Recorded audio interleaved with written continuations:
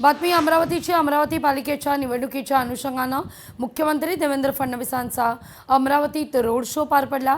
यावर प्रहार संघटनेचे अध्यक्ष बच्चू कडू यांनी टीका केलेली आहे। मुख्यमंत्र्यांच्या रोड शोला प्रतिसाद देणारे लोक दिसलेच नाहीत असं बच्चू कडू म्हणतात। म्हणजे हिंदुस्थानात पहिल्यांदा आता आपण मोदीजीचा पाहिला, राहुलजी गांधीचा रोड शो पाहिला, अशा लोकांना समोर अशी गर्दी असतं, सगळे असे कम से कम त्यांना प्रतिसाद देणारे लोक आम्हाला दिसलेच नाही। पोलिस समोर धावत होते, माग मुख्यमंत्री होता, पोलिसांना धावायला होतं, माग कार्यकर्ते धावत होते, काही आमदार धावत होते मुख्यमंत्र्यांच्या माग।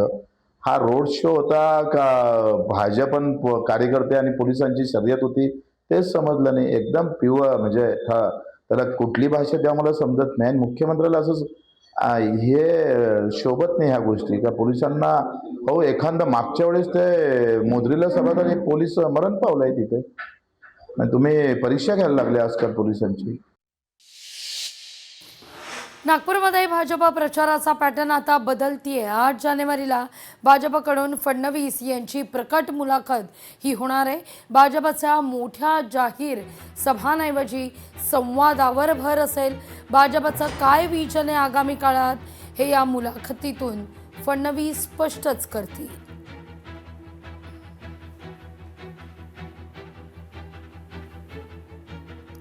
मुंबईत राज ठाकरे आणि उद्धव ठाकरे यांची देखील मुलाखत होणार आहे आणि मुलाखतीला आता मुलाखतीतूनच प्रत्युत्तर दिलं जाईल।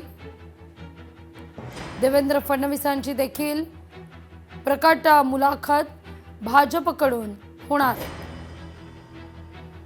ठाकरे बंधूची मुलाखत मी परवा सांगितलं की त्यांना लिहून दिलं असेल, त्यांनी त्यांना लिहून दिलं असेल, दोघंही एकामेकाला उत्तर देतील। तिसरं काहीच त्या मुलाखतीत नाहीये, त्यामुळं फार काही सिरियस त्या मुलाखतीचे कोणी घेत नाही। लोक त्याची उत्सुकता लोकांची संपलेली आहे। ठाकरे काय बोलतील याची उत्सुकता मात्र लोकात नाही।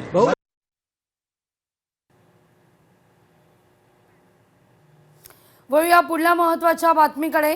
बातमी अर्थातच खासदार संजय राऊत यांच्या संदर्भातली आहे। खासदार संजय राऊत यांनी बिनविरोध निवडणुकीवरून निवडणूक आयोगावर टीकास्त्र डागलंय।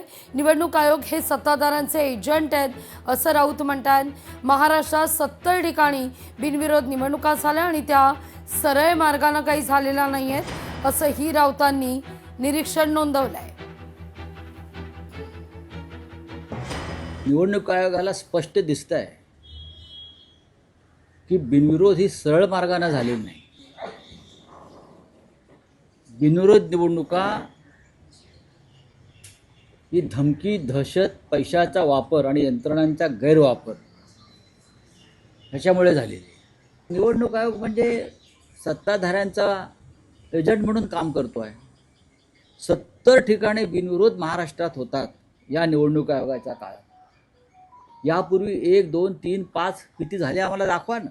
मला आश्चर्य वाटते की निवडणूक आयोगानं विधानसभा अध्यक्षांनाही क्लीन चिट दिली।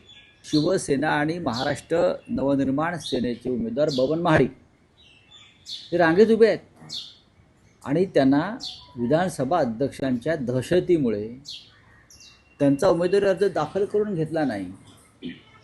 निवडणूक आयोगाच्या डोळ्याच्या खाचा झाल्या आहेत का?